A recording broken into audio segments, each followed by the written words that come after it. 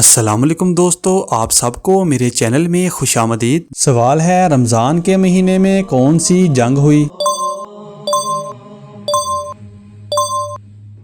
جواب، تفصیل: غزوہ بدر۔ یہ جنگ 624 عیسوی 2 ہجری میں ہوئی اور مسلمانوں اور قریش کے درمیان لڑی گئی۔ غزوہ بدر کو اسلامی تاریخ میں ایک فیصلہ کن معرکہ سمجھا جاتا ہے کیونکہ اس نے مسلمانوں کی ابتدائی طاقت کو مستحکم کیا اور انہیں ایک مضبوط حیثیت دی۔ غزوہ بدر میں مسلمانوں کی تعداد 313 تھی جبکہ قریش کی فوج تقریباً 1000 افراد پر مشتمل تھی۔ اللہ تعالیٰ نے مسلمانوں کی مدد کی اور ان کی فتح کا سبب بنا۔ اس جنگ میں کئی اہم صحابہ اکرام رضی اللہ تعالیٰ عنہ شہید ہوئے اور یہ جنگ اسلامی جماعت کے عزم اور ایمان کی علامت بنی۔ دوستو، کیا آپ جانتے ہیں کہ ہاتھ اور پاؤں کی رگیں پھولنا کس جان لیوا مرض کی علامت ہے؟ اور حضرت عائشہ صدیقہ رضی اللہ تعالیٰ عنہا کی نماز جنازہ کس پاک ہستی نے پڑھائی؟ تو دوستو، ان سوالات کے جوابات جاننے کے لیے ویڈیو کو سکپ کیے بغیر اینڈ تک لازمی دیکھیں۔ سوال ہے، قرآن پاک کی سب سے بہترین آیت کون سی ہے؟ جواب، آیت الکرسی جو سورہ بقرہ میں موجود ہے کو قرآن پاک کی سب سے بہترین آیت سمجھا جاتا ہے۔ یہ آیت اللہ تعالیٰ کی عظمت، قدرت اور علم کا بیان کرتی ہے اور اس میں اللہ کی توحید اور اس کی حفاظت کا ذکر ہے۔ آیت الکرسی کی اہمیت اسلامی روایات میں بھی بہت زیادہ ہے۔ حضرت محمد صلی اللہ علیہ وآلہ وسلم نے فرمایا کہ جو شخص ہر فرض نماز کے بعد آیت الکرسی پڑھا کرے تو اس کو جنت میں داخل ہونے کے لیے بجز موت کے کوئی معنی نہیں ہے۔ اس کے علاوہ یہ آیت شیطان سے پناہ اور اللہ کی رحمت و برکت کی طلب کرنے کے لیے بھی پڑھی جاتی ہے۔ سوال ہے، حضرت ابوبکر صدیق رضی اللہ تعالیٰ عنہ کے پسندیدہ 3 اقوال کیا ہیں؟ جواب، صدق، صبر اور اطاعت۔ تفصیل: حضرت ابوبکر صدیق رضی اللہ تعالیٰ عنہ جو اسلام کے پہلے خلیفہ اور حضرت محمد صلی اللہ علیہ وآلہ وسلم کے قریبی صحابہ میں سے تھے کہ کئی اقوال مشہور ہیں۔ ان میں سے 3 اہم اقوال درج ذیل ہیں۔ صدق: حضرت ابوبکر صدیق رضی اللہ تعالیٰ عنہ کا یہ قول ہے کہ ہمیشہ سچ بولنا اور اپنی باتوں میں سچائی کو قائم رکھنا چاہیے۔ صبر: حضرت ابوبکر صدیق رضی اللہ تعالیٰ عنہ صبر کو ایک اہم فضیلت سمجھتے تھے۔ ان کا کہنا تھا کہ صبر ہر مشکل اور آزمائش میں انسان کو طاقت دیتا ہے۔ اطاعت: حضرت ابوبکر صدیق رضی اللہ تعالیٰ عنہ ہمیشہ اللہ اور اس کے رسول کی اطاعت کو فوقیت دیتے تھے۔ ان کا قول تھا کہ اللہ کی رضا اور اس کے احکام کی پیروی کرنا ہی اصل کامیابی ہے۔ سوال ہے، حضرت عمر فاروق رضی اللہ تعالیٰ عنہ کی پسندیدہ چیزیں کیا تھیں؟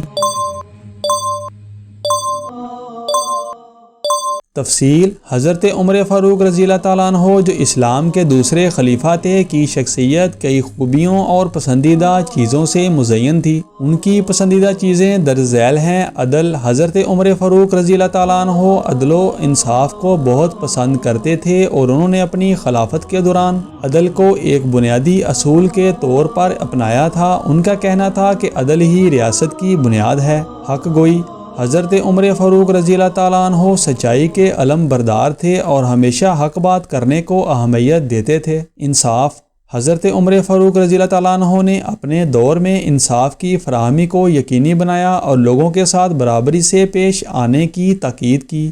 سوال ہے، جہنم میں سب سے ہلکی سزا کیا ہوگی؟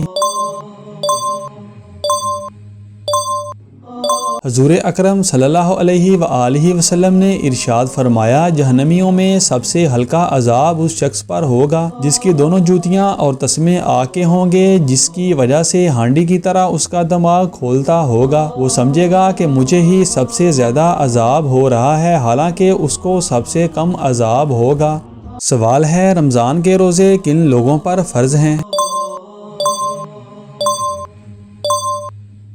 جواب، تفصیل: رمضان کے روزے ان افراد پر فرض ہیں جو مندرجہ ذیل شرائط پر پورا اترتے ہیں۔ بلوغ: صرف بالغ افراد پر روزے فرض ہیں۔ بچے جن کی عمر ابھی بلوغ تک نہیں پہنچی ان پر روزے رکھنا فرض نہیں ہے، لیکن انہیں روزوں کی اہمیت سکھانا ضروری ہے۔ صحت: روزے ان لوگوں پر فرض ہیں جو صحت مند ہوں۔ اگر کسی شخص کی طبیعت خراب ہے یا کسی بیماری کی وجہ سے روزے رکھنا ان کے لیے نقصان دہ ہو سکتا ہے تو انہیں روزے رکھنے سے منع کیا گیا ہے۔ ایسے افراد کو بعد میں ان روزوں کی قضا کرنی ہوگی۔ عقل مند لوگوں پر روزے فرض ہیں۔ جن لوگوں کی عقل میں خلل ہو، جیسے دیوانگی یا بے ہوشی کی حالت میں ہونے والے افراد، ان پر روزے فرض نہیں ہیں۔ مسلمان: روزے صرف مسلمان پر فرض ہیں، غیر مسلموں پر روزے رکھنا فرض نہیں ہے۔ سوال ہے، کس سورہ کی تلاوت سے بدزبان عورت کی زبان درست ہو سکتی ہے؟ جواب: اگر کسی شخص کی بیوی نافرمان ہو تو قرآن کریم میں سورہ نساء کی آیت 34 میں اللہ تعالیٰ نے نافرمان بیوی کی اصلاح کے علل ترتیب 3 طریقے ذکر فرمائے ہیں، یعنی عورت اگر نافرمان ہے یا اس کی جانب سے نافرمانی کا اندیشہ ہے تو پہلا درجہ اصلاح کا یہ ہے کہ نرمی سے اس کو سمجھائے۔ اگر بیوی محض سمجھانے سے باز نہ آئے تو دوسرا درجہ یہ ہے کہ شوہر اپنا بستر علیحدہ کر دے تاکہ وہ اس علیحدگی سے شوہر کی ناراضگی کا احساس کر کے اپنے فعل پر نادم ہو جائے۔ قرآن کریم میں فی المضاجع کا لفظ ہے، اس کا مطلب فقہائے کرام نے یہ لکھا ہے کہ جدائی صرف بستر میں ہو، مکان کی جدائی نہ کرے کہ عورت کو مکان میں تنہا چھوڑ دے، اس سے فساد بڑھنے کا اندیشہ زیادہ ہے۔ سوال ہے، حضرت عائشہ صدیقہ رضی اللہ تعالیٰ عنہا کی نماز جنازہ کس نے پڑھائی؟ جواب: حضرت عائشہ صدیقہ رضی اللہ تعالیٰ عنہا نے 17 رمضان شب منگل ہجری 57 اور ایک قول کے مطابق 58 ہجری حضرت امیر معاویہ کے عہدِ خلافت میں مدینہ منورہ میں وفات پائی، اور آپ کی وصیت کے مطابق آپ کی میت کو رات میں جنت البقیع میں دفن کیا گیا۔ حضرت ابو ہریرہ رضی اللہ تعالیٰ عنہ نے آپ کی نماز جنازہ پڑھائی۔ سوال ہے، ہاتھ اور پاؤں کی رگیں پھول جانا کس خطرناک بات کی علامت ہو سکتی ہے؟